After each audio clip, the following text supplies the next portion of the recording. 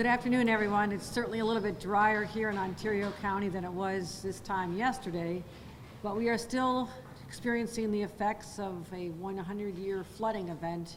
And literally, just as I left a street on Chapin, we just received word that one of the houses I visited was one that just the basement just collapsed. So it is still a dangerous situation. There are still people in these homes, and the buildings that they're in are actually compromised because of the volume of flooding that has occurred. So I'm here standing with a heart full of gratitude to the first responders, the Canandaigua Fire Department, who has done an extraordinary job helping manage the crisis.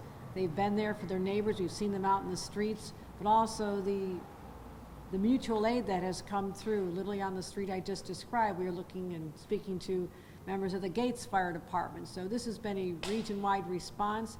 I also want to thank my team at the state level. Commissioner Jackie Bray was contacting county leaders even before the first rain fell to let them know that we are deploying resources in advance. That's how you deal with a storm of this magnitude. You prepare in advance, you deploy resources, and thank God we had swift water rescue teams deployed right here in advance of the storm, because they literally were involved in rescuing many, many lives. And I just spoke to some families whose children were picked up and rescued just at this time last night. So this has been it's an evolving event. Seems like the worst has passed in terms of the volume coming down, but now our job is to make sure that the roads and the bridges are passable, that they've not been structurally compromised, because that could also lead to a dangerous situation. So the 48 hours we just came through have been extraordinary. Ontario County is still under a state of emergency. I declared this yesterday, as did the county administrator. And what we're doing around the state, assessing the damage. I just came up from Orange County, where I have no doubt that we will meet the threshold of almost $37 million statewide damage in order to be eligible for FEMA money. We'll also receive an allocation for this county once all the receipts have been generated from the local public officials, and that's what I'm appreciating them working on as we speak. Been in contact with everybody from the White House, the Secretary of Transportation, the head of FEMA, our Senators Gillibrand and Senator Majority Leader Schumer have also been in contact with us to offer any assistance with the FEMA declaration, which would be really important for us to get the money to the state, but also to the localities so they can start rebuilding. We're expanding the emergency declaration to Rockland, Clinton, and Essex counties, as well as Oswego. Oswego County is sustaining flash flooding events as we speak. They're under a flash flood watch. They had an enormous amount of rain, 3 inches in 90 minutes just a few hours ago, so the water is accumulating in other places as well. But here I'm just really proud of the response of the local team. I had a chance to speak last night to the chair of the Board of Supervisors, Todd Campbell, who was on the ground, represents the neighboring community, West Bloomfield. Our county manager, Chris DeBolt, again, very responsive, used to working with teams across the state, and they've given such mutual aid to other areas that now they're in a place where they're able to accept that kind of assistance as well. The sheriff has done an amazing job as well. I know his teams have been involved, Sheriff Dave Cercincione, and also our leaders from the state level. I'm really grateful to have such strong partners with Senator Pam Helming, who's been on the ground dealing with this crisis firsthand from the very first minutes, and Assembly Member Jeff Gallahan, who's new on the job but experienced in terms of having to deal with a response like this. Our Supervisor Jared Simpson from Canandaigua, Mayor Bob Palumbo, and I just had a chance to get a briefing from our fire chief here, Magnera, who told us what's been going on here. This is over a 200-year-old fire company, 200 years in 2016. And you think about the scale of this event. This is something that people train for, they're ready for, but rarely do they have to activate. But last night, they stepped up, and we talk about the fact that no lives were lost.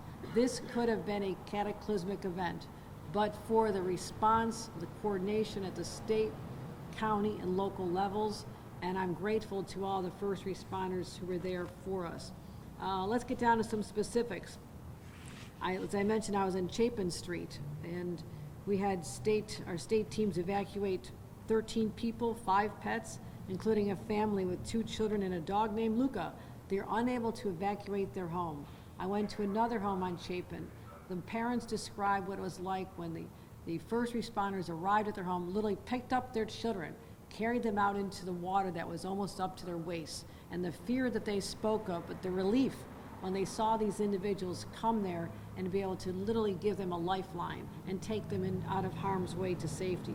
So that is what has been going on the ground. We're no longer seeing flooding, but again, the basements have been compromised. We have to make sure that people on the higher floors are aware that there could be a collapse situation, which is what we just heard about on Chapin, and recall that came in moments ago here. Again, some of the roads and bridges are currently closed. West Gibbston in the city of Canandaigua. You can see additional route closures as our continued cleanup efforts are underway.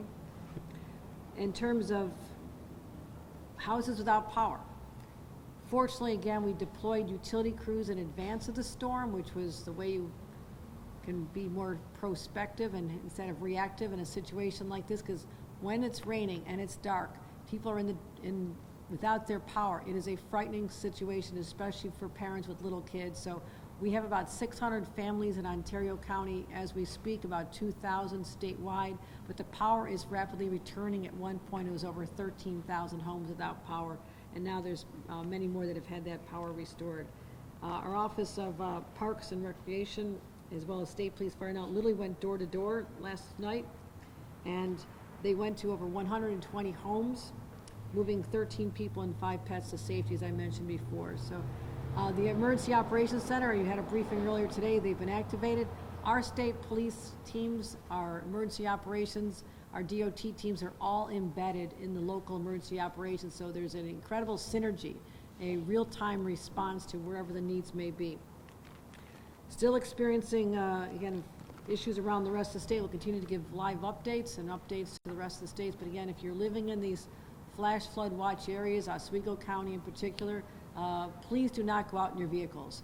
This is the #1 cause of death of people during high flooding events, flash flooding events. It's not what's happening in your home, it's what's happening when you think that your vehicle and you can make your way through the water on a street, and all of a sudden it turns from a roadway with some puddles on it to a raging river. That's how we lose the lives of individuals. We want to make sure people are smart, that they do not go out in those circumstances and heed all the warnings.